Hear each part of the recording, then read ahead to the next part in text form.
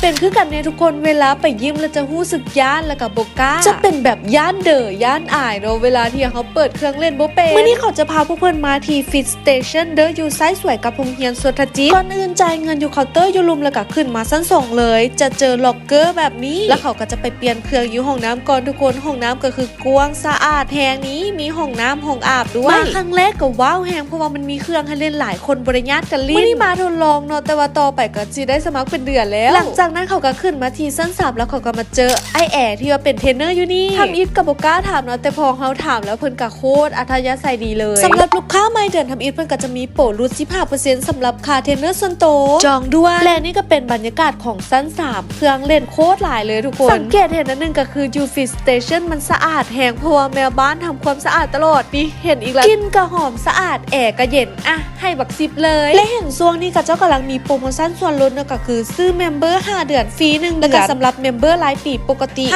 5,990,000 เป็นกีบจะลดเหลือ